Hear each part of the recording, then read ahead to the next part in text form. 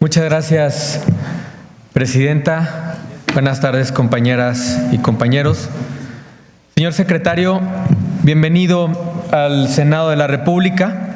Bienvenido a este ejercicio de análisis y evaluación de las acciones del Gobierno federal en materia de política social.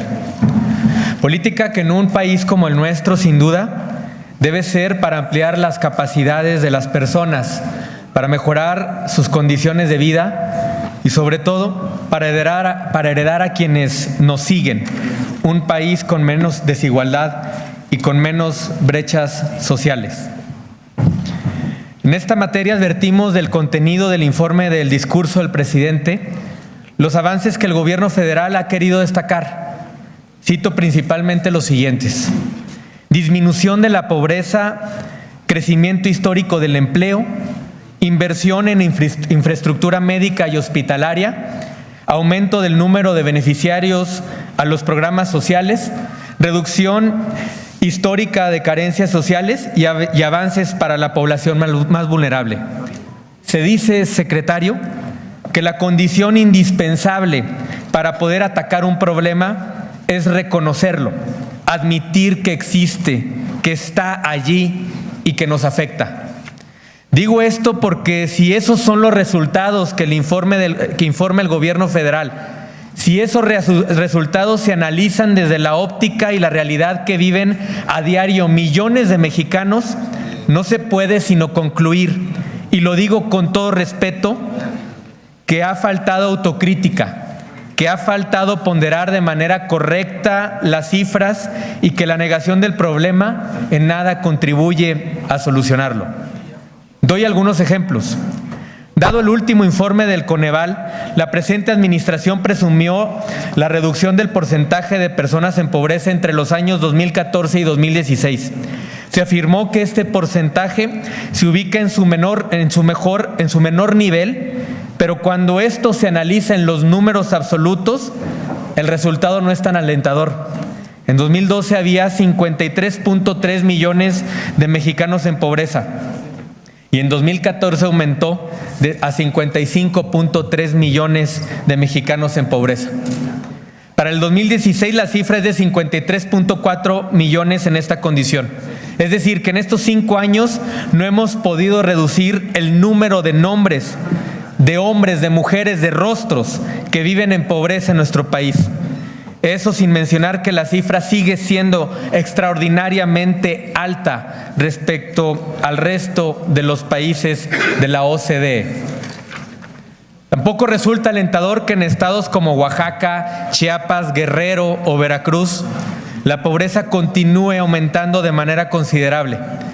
El mismo informe del Coneval da cuenta de cómo se ha profundizado la desigualdad en todas estas entidades.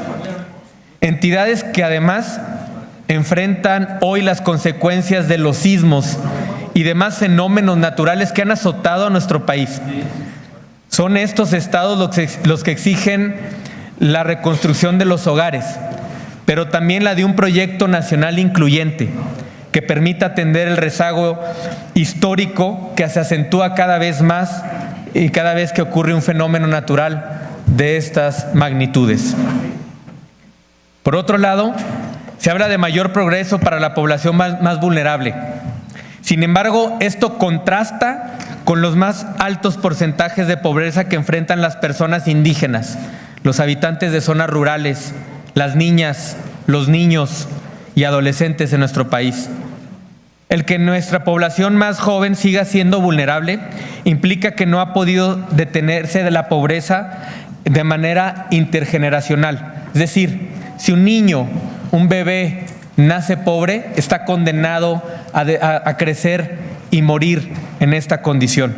Y por tanto no existen ni han existido políticas públicas que permiten que las familias dejen de ser pobres en el futuro.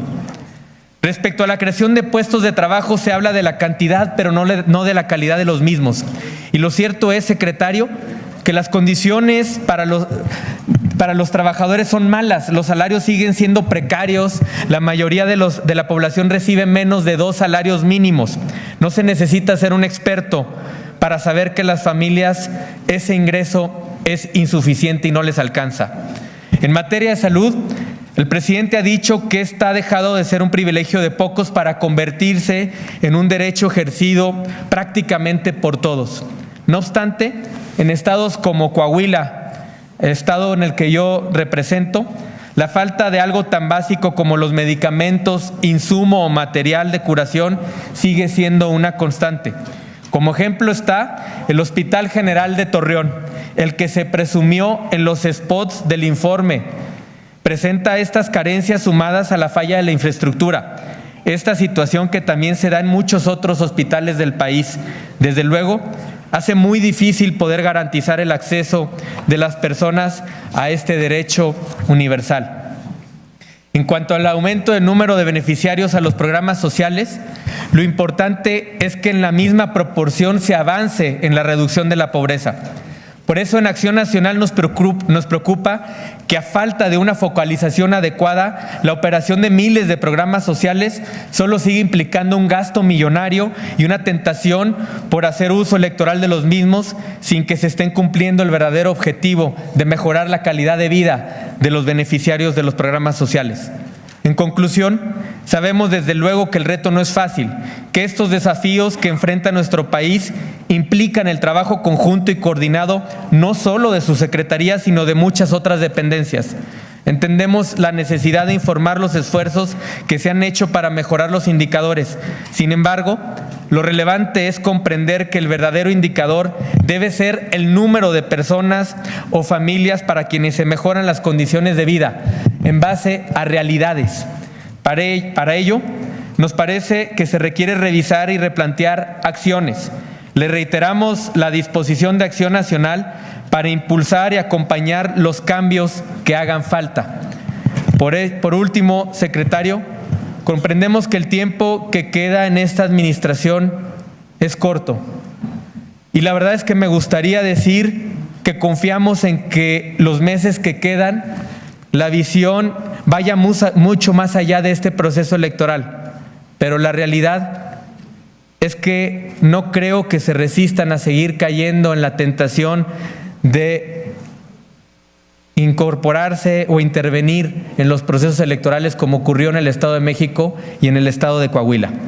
Porque cada día que pase sin concentrar estos esfuerzos en lograr un crecimiento económico elevado, sostenido e inclusivo, en generar mejores ingresos y oportunidades, en propiciar el ejercicio pleno de los derechos sociales, en abatir las desigualdades regionales y de grupos de la población vulnerable, será un día perdido para México. Un día perdido en esta lucha por acabar con un México dividido en dos lugares. Uno, en el que los mexicanos pueden ganarse la vida en el mismo lugar en el que nacieron, y otro México en el que marcharse resulta ser la única opción para poder aspirar a una vida mejor. Muchas gracias, secretario. Gracias, senador.